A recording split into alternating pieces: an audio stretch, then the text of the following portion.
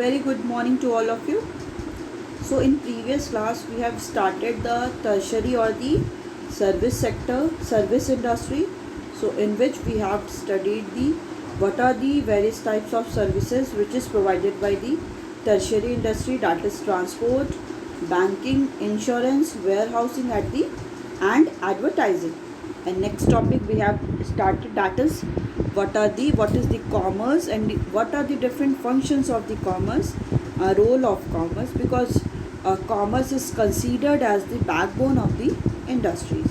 So in which we have discussed the first one is it helps in removing the hindrance of the person. Second is helps in removing the hindrance of place. Third we have discussed, that is helps in removing the hindrance of time.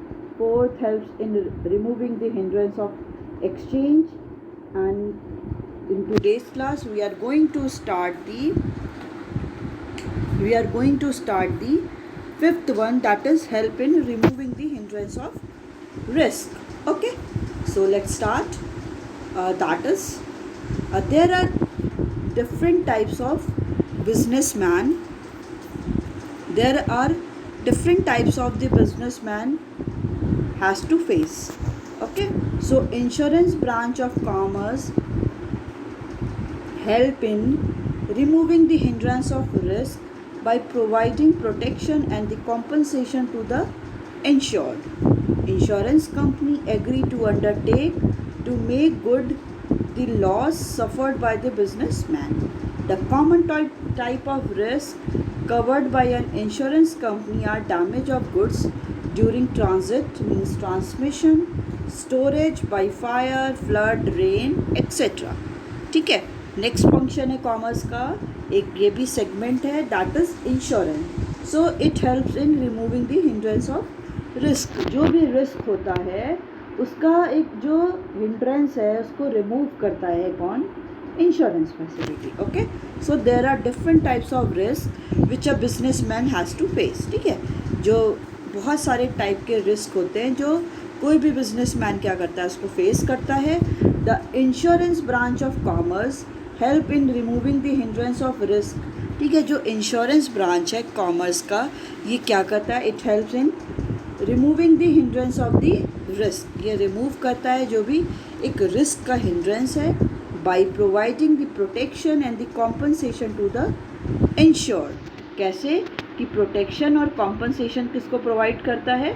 Insured को, जिसने insurance लिया है उसको क्या है? एक protection और compensation provide करता है. Insurance companies agree to undertake to make good the loss suffered by the business man. Okay, insurance company क्या होती हैं? वो एग्री हो जाती हैं कि undertake make good the loss suffered by the business man, कि उनको एक इंश्योरेंस फैसिलिटी प्रोवाइड करने के लिए, क्योंकि जो भी बिजनेसमैन लॉस सफ़र कर रहे हैं in their goods. The common type of risk covered by the insurance company are damage of goods.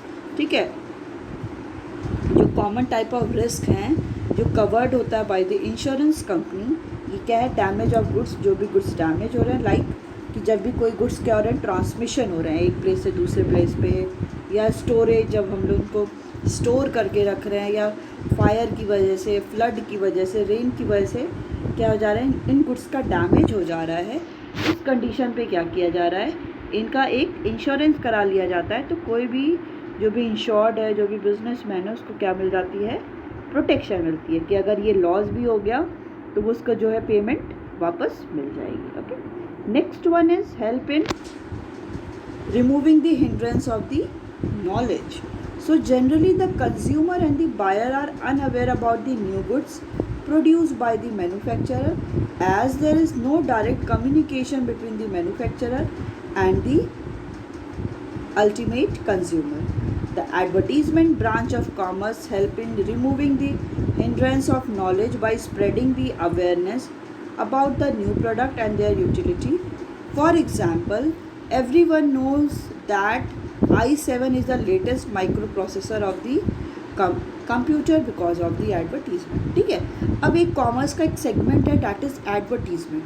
तो एडवर्टीजमेंट की वजह से जो भी एक हिंड्रेंस हो रहा है नॉलेज में, कि लोग क्या है उनके पास नॉलेज नहीं है अबाउट द प्रोडक्ट, तो ये भी क्या कर रहा है, by the advertisement it helps in removing the hindrance of the knowledge. ये क्या कर रहा है, ये हेल्प कर रहा है कि रिमूव करने में जो भी नॉलेज में हिंड्रेंस आ रही हैं उनको रिमूव करने के लिए। So the generic consumer and the buyer are unaware about the new goods produce by the manufacturer. ठीक है, जो जनरली जो कंज्यूमर होते हैं और जो बायर होते हैं उनके पास वो अनअवेयर होते हैं, वो अवेयर नहीं होते हैं अबाउट द न्यू गुड्स, कि कोई नया गुड्स क्या है प्रोड्यूस्ड हुआ है, मैन्युफैक्चरर ने कोई नया गुड्स प्रोड्यूस किया है। As there is no direct communication between the manufacturer and the ultimate consumer, because ऐसे कोई भी डायरेक्ट कम्युनिकेशन नहीं हो रहा है मैन्युफैक्चरर और अल्टीमेट कंज्यूमर के बीच में, कोई भी डायरेक्ट कम्युनिकेशन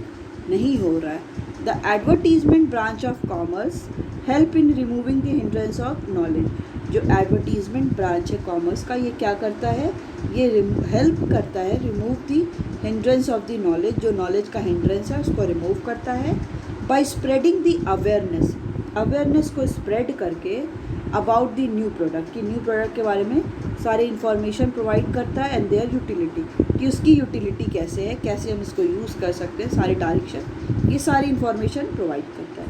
एक एग्जांपल ये है कि एवरीवन नोज कि जो i7M the latest micro processor जो कंप्यूटर का है, ठीक है, उसको लोग कैसे जान गए, बिकॉज ऑफ द एडवर्टीजमेंट, कि कोई भी मार्केट में नया प्रोडक्ट आता है, जैसे अब मैंने एग्जांपल दिया था कि लाइक डेयरी मिल्क के बहुत सारे आ गए हैं ना, आपके ओरियो है, बबली है, सिल्क है। तो अगर आपको कोई भी, अगर प्रॉपर आप एडवर्टीजमेंट नहीं देखते, या हम लोग as a consumer as a buyer कोई भी उसका एडवर्टीजमेंट नहीं देखते, तो हम लोग को उसके बारे में कोई इन्फॉर्मेशन नहीं होती।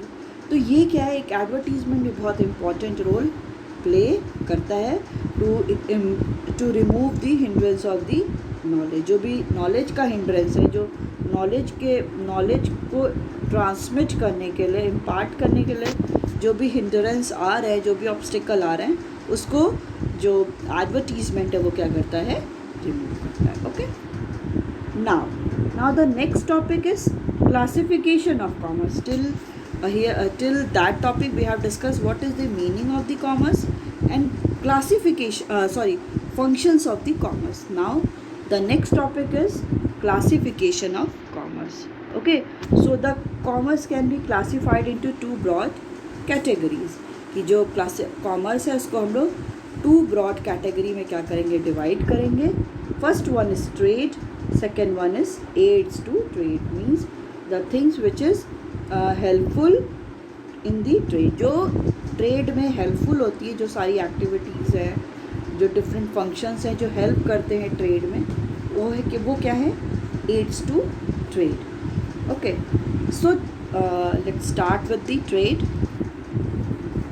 Trade is an integral part of the commerce. Trade क्या है, ये इंटीग्रल पार्ट है, एक पार्ट है कॉमर्स का। It refers to the buying and selling of goods and services. Trade का मतलब क्या होता है कि गुड्स को बाय करना और सेल करना, जो भी डिफरेंट टाइप ऑफ गुड्स है, डिफरेंट टाइप ऑफ सर्विसेज है, उनको क्या करना, buy as well as the selling of the goods and services. The trade segment of commerce brings together the manufacturer and the consumer. जो trade segment है, जो trade है commerce का, जो एक पार्ट है, वो क्या करता है, वो मैन्युफैक्चरर और कंज्यूमर को क्या करता है, एक साथ लेकर आता है। ठीक है, क्योंकि एक दूसरे जो मैन्युफैक्चरर है वो क्या करता है, गुड्स एंड सर्विसेज को, गुड्स को सोल्ड आउट करता है, तो कंज्यूमर क्या करता है, उन सारे गुड्स को परचेज करता है। So traders act as a link between the manufacturer and the consumer. जो ट्रेडर हैं, जो ट्रेड कर रहे हैं, वो क्या करते हैं, एक लिंक क्रिएट करते हैं, link between the manufacturer and the consumer. Manufacturer और कंज्यूमर के बीच में लिंक करते हैं। In the absence of the traders the manufacturer will have to search for the consumer. अगर क्या हो, ट्रेडर कोई ना हो, तो कोई भी मैन्युफैक्चरर को क्या करना पड़ेगा, उनको कंज्यूमर को खुद ही जाके सर्च करना पड़ेगा। ठीक है, क्योंकि उन्हें तो पता नहीं है कि कंज्यूमर कहाँ पे, जो ट्रेडर्स होते हैं उन्हें सारी इन्फॉर्मेशन होती है कि कहाँ पे कौन सा कंज्यूमर है, उनकी डिमांड कैसी है, ये सारी इन्फॉर्मेशन क्या होती है, इनके पास होती है। And the consumer will have to search the manufacturer. और क्या करना पड़ेगा कंज्यूमर को भी। अभी आप ये सोचो कि आपके पास कोई भी शॉप आपको अगल बगल नहीं दिख रही, आपको जो डेयरी मिल्क बनाया है, जो उसका मैन्युफैक्चरर है, उसके पास, कैडबरी के पास आपको जाना पड़ेगा। जो भी डिफरेंट टाइप के प्रोडक्ट्स हम कंज्यूम करें, सबके मैन्युफैक्चरर के पास जाना पड़ेगा। अगर if there is absence of traders, अगर ट्रेडर्स नहीं होंगे, जो इनका ट्रेड नहीं करेंगे, जो एक लिंक क्रिएट नहीं करेंगे between the manufacturer and the consumer, so that the consumer as well as the consumer will search for the manufacturer and the manufacturer will search for the consumer, कि वो दोनों एक दूसरे को सर्च आउट ही करते रहेंगे। क्योंकि अगर हम लोग क्या है, हम लोग तो एक नॉर्मल शॉप पे जाते हैं, वहाँ से कमोडिटी को परचेस कर लेते हैं जो भी हमें चाहिए। तो यही क्या है, यही रिटेलर और यही होलसेलर क्या होते हैं, ट्रेडर होते हैं, जो ट्रेड कर रहे हैं, जो एक लिंक क्रिएट कर रहे हैं between the manufacturer and the consumer. Okay, so trade can be classified into 2 types. Okay, तो हमने क्या पढ़ा, हमने पढ़ा कि कॉमर्स पढ़ा, और कॉमर्स को भी, कॉमर्स की जो एक्टिविटीज़ हैं उनको हम 2 में डिवाइड करते हैं ब्रॉड कैटेगरी में, that is trade and the aids to trade. Now the trade is further divided into 2. ट्रेड के 2 टाइप्स होते हैं। First one is internal trade, second one is external trade. ठीक है, ट्रेड को हम लोग ने 2 में डिवाइड किया, internal trade and the external trade. Now let's start with the internal trade. Okay, internal trade refers to the buying and selling of goods and services within the geographical boundary of a country। ठीक है, internal trade का मतलब क्या है कि goods and services को क्या करना, बाय एंड सेल करना with in the geographical boundary. मतलब अगर इंडिया की ये अगर जोग्राफिकल बाउंड्री है, उसी के अंदर ही गुड्स को क्या करना, बाय और सेल करना। हम इंटरनल ट्रेड में अपनी जोग्राफिकल बाउंड्री के बियॉन्ड नहीं जाएंगे, हम with in the geographical boundary क्या करेंगे, कमोडिटीज़ का buy as well as sell करेंगे। Okay, it is also known as home trade, इसे हम लोग होम ट्रेड भी कहते हैं। अंडर इंटरनल ट्रेड में goods and services are bought and sold in the home currency only. Internal trade में क्या होता है, जो भी गुड्स एंड सर्विसेज हैं वो क्या होती हैं, वो बॉट, परचेज और सोल्ड, परचेज और सेल क्या होती है, अपनी होम करेंसी में ही होती है। मतलब जो भी हम लोग उनका पेमेंट करते हैं, अब आप यहाँ पे जाते हो, आप जाते हो कोई शॉप पे परचेस करने, तो क्या आप डॉलर में पेमेंट करते हो, आप तो होम करेंसी में करते हो ना, इंडियन नेशनल रुपी में, INR में करते हो, अपनी नोट करेंसी लेके जाते हो। अब आप मुंबई में भी शॉपिंग करोगे तो आप किस में पेमेंट करोगे, इंडियन INR में ही करोगे ना। तो ये क्या है कि जब हम अपने गुड्स, अपनी कंट्री में गुड्स का बॉट एंड सोल्ड करते हैं, तो वो किस में होता है, होम करेंसी, वो चाहे जो भी करेंसी हो। अब अमेरिका वाले क्या हैं, जो भी गुड्स का ट्रांजैक्शन करेंगे वो डॉलर में करेंगे, वहाँ पे तो कोई इंडियन रुपी तो चलेगा नहीं। तो जो भी अपनी कंट्री है, इंटरनल ट्रेड में they are exchanging the goods in the only in the home currency, वो बस होम करेंसी में क्या करेंगे, ट्रांजैक्शन करेंगे। Okay, so the internal trade can be of 2 types. जो इंटरनल ट्रेड है वो क्या है, 2 टाइप्स का है, that is wholesale trade and the retail trade. अब देखिए कैसे हुआ, कॉमर्स हुआ, कॉमर्स को हम लोगों ने 2 में डिवाइड किया, ट्रेड और ऑक्सिलरी टू ट्रेड और aids to trade. Now the trade is divided into 2, internal trade or the external trade. Then internal trade is divided into 2, that is wholesale trade and the retail trade. Now wholesale trade, it refers to the buying and selling of the goods and services in large quantity. इसका मतलब क्या होता है कि जो wholesale trade होता है, goods को बाय और सेल करना लार्ज क्वांटिटी में, मतलब लार्ज अमाउंट में ये लोग क्या करते हैं, गुड्स को बाय और सोल्ड करते हैं। The wholesaler buy goods directly from the manufacturer. जो होलसेलर होते हैं वो गुड्स को बाय किससे करते हैं, मैन्युफैक्चरर, जो भी कमोडिटी को प्रोड्यूस कर रहा है उनसे क्या करते हैं, गुड्स को बाय करते हैं and sell these goods to the retailer. अब होलसेलर क्या करेंगे, इन सारे गुड्स को रिटेलर को सोल्ड आउट कर देंगे। Generally a wholesaler is specialised in one line of product. जो होलसेलर होते हैं वो एक ही प्रोडक्ट में स्पेशलिस्ट होते हैं। अगर वो ड्रेस मटेरियल का कर रहे हैं तो वो उसमें ही स्पेशलिस्ट हैं, कोई स्टेशनरी का कर रहा है तो वो स्टेशनरी में ही है, मतलब वो एक ही में वन लाइन ऑफ प्रोडक्ट में स्पेशलाइज्ड होते हैं generally. So he maintain a large stock, वो लोग क्या करते हैं अपना बहुत लार्ज अमाउंट में स्टॉक बना लेते हैं। He buys goods for the cash from the manufacturer, वो क्या करते हैं गुड्स को बाय करते हैं कैश में बाय करते हैं फ्रॉम दी मैन्युफैक्चरर से वो बाय करते हैं, and sells on the credit to the retailer, और क्रेडिट पे क्या है रिटेलर को सोल्ड आउट कर देते हैं, मतलब वो पेमेंट तुरंत न करके बाद में पेमेंट करने के लिए वो एश्योर करते हैं। A large amount of capital is required in the wholesale trade, ठीक है, अगर होलसेल ट्रेड करना है तो उसमें क्या है लार्ज अमाउंट रिक्वायरमेंट है, क्योंकि जो मैन्युफैक्चरर को होता है वो तुरंत ही कैश में पेमेंट करना होता है, ओके, बट वो रिटेलर को क्या करते हैं वो क्रेडिट पे अभी सोल्ड आउट कर देते हैं, बाद में वो लोग उनसे अपने उन दोनों के बीच का होता है, फिर वो लोग उसका पेमेंट ले लेते हैं, okay. So next one is retail trade, कि रिटेल ट्रेड क्या होता है।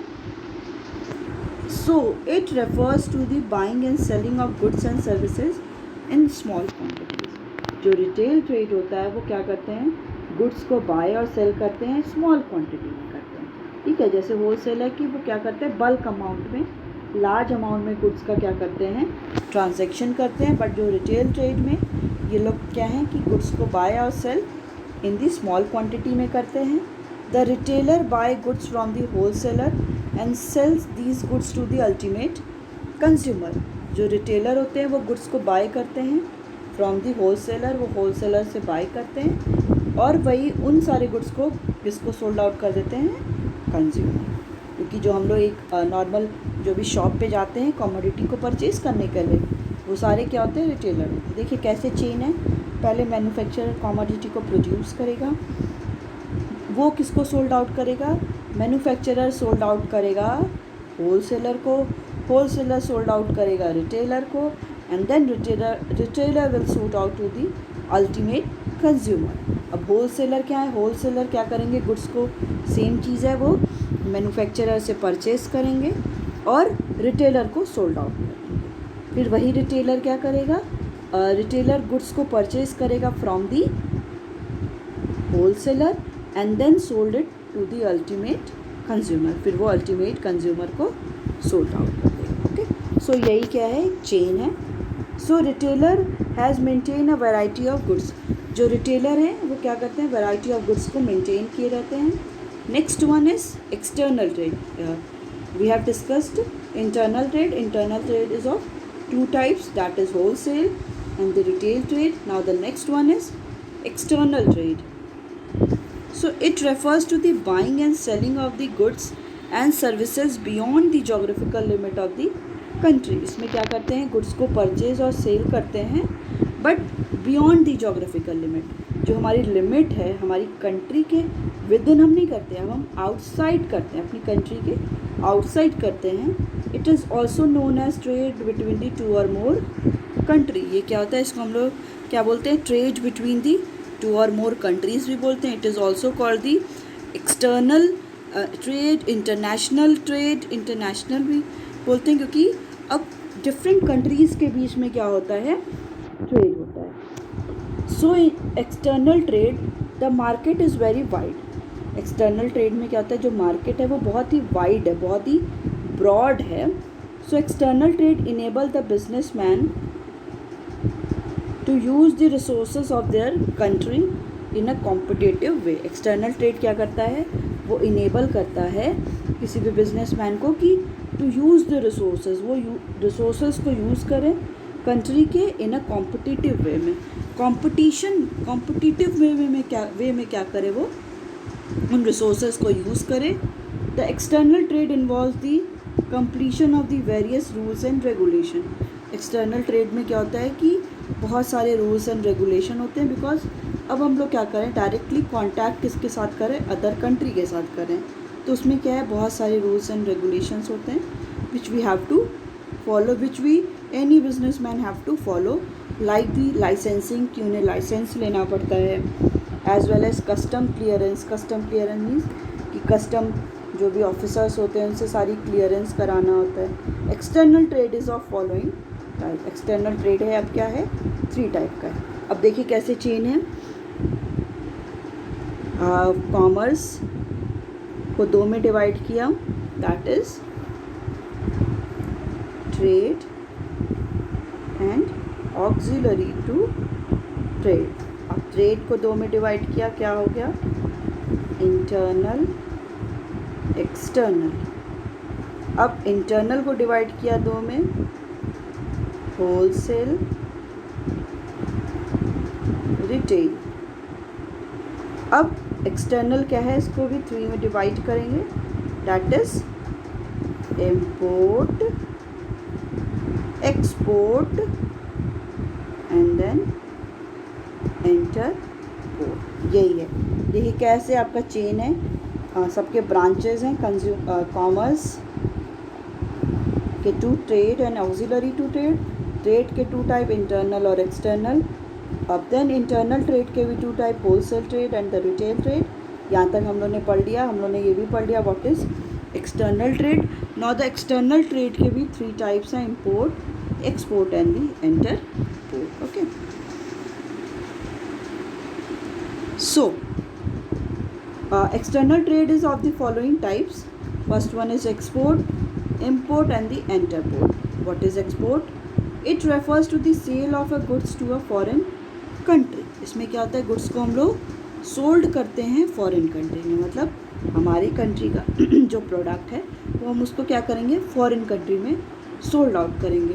The developing country like India encourage export as it result in increasing foreign reserve. ठीक है, जो डेवलपिंग कंट्री है इंडिया, वो क्या करती है, वो इनकरेज को, एक्सपोर्ट को इनकरेज करती है, बिकॉज इससे क्या होता है, फॉरेन रिजर्व आता है। मतलब अगर हम अपनी कंट्री में क्या, अपनी कंट्री से गुड्स को क्या करेंगे, बाहर भेजेंगे, तो हमें क्या मिलेगा, फॉरेन करेंसी मिलेगा, क्योंकि वो लोग पेमेंट किस में करेंगे, फॉरेन करेंसी में करेंगे। जिस भी कंट्री के साथ हम ट्रांजैक्शन कर रहे हैं, वहाँ पे जो भी करेंसी क्या है चलती होगी, उसी में वो लोग क्या करेंगे, पेमेंट करेंगे।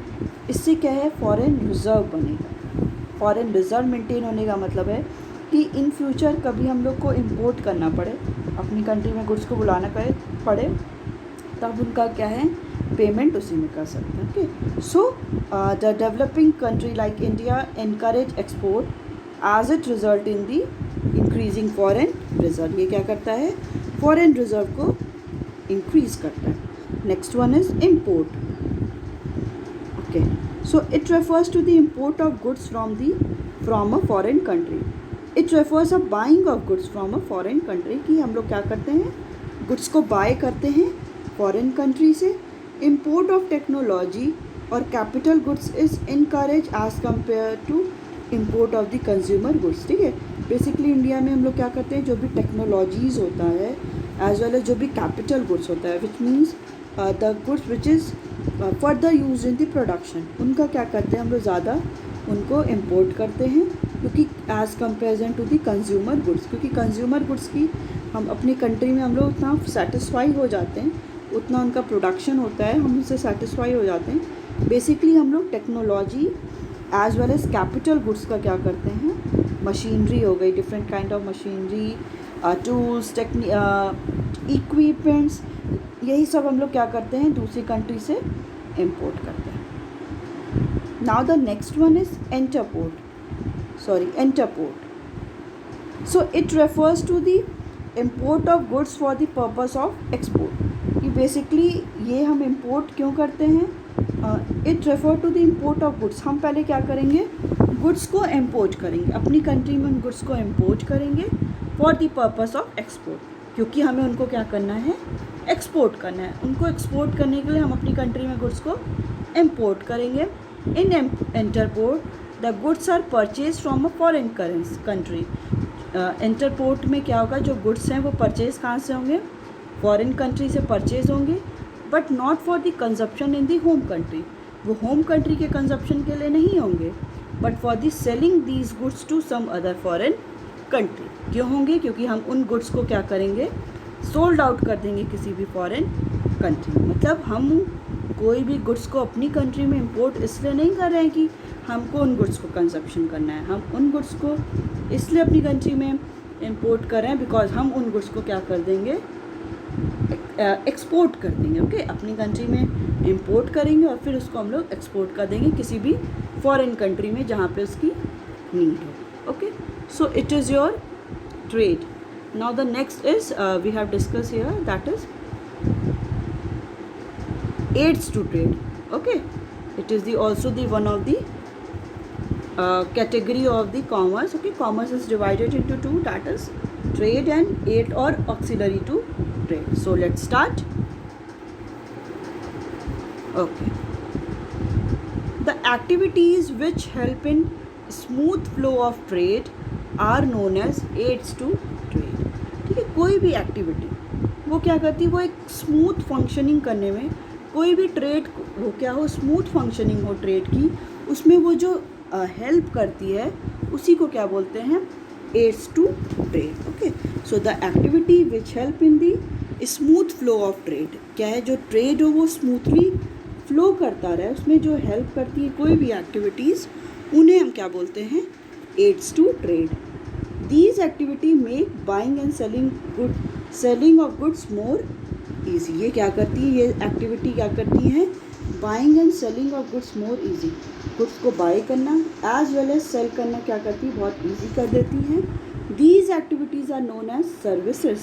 इन एक्टिविटीज़ को हम क्या बोलते हैं, सर्विसेज बोलते हैं. And together constitute service sector. और अगर हम इन सारी सर्विसेज को मिला देंगे तो इन्हें क्या बोलेंगे, सर्विस सेक्टर. ओके, सो क्या था कि हम क्या करेंगे, these activities are known as service, इनको हम सर्विस बोलेंगे. And together constitute a service sector, और सारे मिलके ये क्या है, सर्विस सेक्टर इनको बोलते हैं. और दी टर्शरी सेक्टर, इन्हें टर्शरी सेक्टर, और tertiary sector is also called the service sector. So these help in removing the various hindrance of the trade. ये क्या करती हैं, ये हेल्प करती हैं कि जितने भी हिंड्रेंसेज हैं ट्रेड में, हमने जो भी पढ़े थे कॉमर्स के फंक्शन में, उन सारे को जो भी हैं उनको वो रिमूव करती है. विच arise in the production and the distribution of goods. जो भी हिंड्रेंसेस किस में हैं, कोई भी गुड्स को प्रोडक्शन करने में और कोई भी गुड्स के डिस्ट्रीब्यूशन करने में कोई भी हिंड्रेंसेस आ रहे हैं. So with the help of auxiliary to trade we can remove all kind of hindrances. Okay, so the common auxiliary और एड्स टू ट्रेड आर, जो कॉमन ऑक्सिलरी और एड्स टू ट्रेड हैं उसमें फर्स्ट है आपका transport and communication, banking and finance. Next one is insurance. Fourth one is warehousing, and the next one is advertising. Okay, so there are 5 kind of your auxiliaries to trade. Now the first one is transport and communication. So transport refers to the movement of goods from one place to another. Transport refers to the movement of goods, कि हम क्या करते हैं, goods को move करते हैं एक place से दूसरे प्लेस पे. The production of goods takes place at one place. Goods का कोई भी प्रोडक्शन हो रहा है वो एक प्लेस पे हो रहा है. Whereas these are demanded in different part of the country. But जो इनका डिमांड है वो क्या है, पूरी डिफरेंट पार्ट, जो भी पार्ट है डिफरेंट पार्ट, हर जगह इनका डिमांड हो रहा है.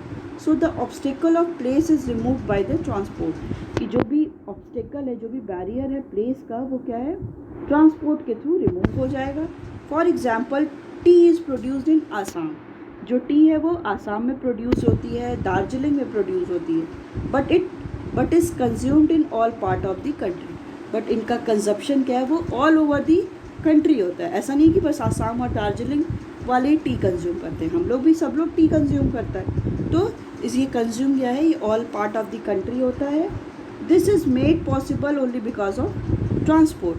ट्रांसपोर्ट की फैसिलिटी से ही ये पॉसिबल हो पाता है. Transport is also helpful in movement of raw material. जो ट्रांसपोर्ट है वो क्या है, इट इज़ ऑल्सो यूज़फुल. ये यूज़फुल है कि जो भी रॉ मटेरियल्स होते हैं, इनपुट्स होते हैं, उनका भी मूवमेंट हो जाता है. Other resources to the industries and the factories. की अदर रिसोर्सेज भी क्या है, फैक्ट्रीज और इंडस्ट्रीज में मूव हो जाते हैं. Labour is also move from one place to another with the help of transport. Transport facilities के थ्रू, लाइक हम लोग क्या है, थ्रू एयरवेज या रेलवे के थ्रू जो लेबर है वो भी क्या है, वन प्लेस से अनदर प्लेस पे मूव हो जाते हैं. Along with the transport communication is also important service. ठीक है, ट्रांसपोर्ट के साथ जो कम्युनिकेशन है वो भी क्या है, बहुत इम्पॉर्टेंट एक सर्विस है। Communication helps in exchange of information. Communication क्या करता है, इट हेल्प्स इन इंफॉर्मेशन को एक्सचेंज करता है between the producers, consumer and the traders. जो कम्युनिकेशन है वो क्या करता है, हेल्प करता है कि जितनी भी इंफॉर्मेशन है इनको एक्सचेंज करने में। The common communication service are the postal service. जो कॉमन सर्विस है वो क्या है, postal service, telephone service, fax, internet etcetera. These all are the some communication service. Okay, so it's all about your today's class. We will continue this aids or the auxiliaries to trade in the next class. Okay, thank you.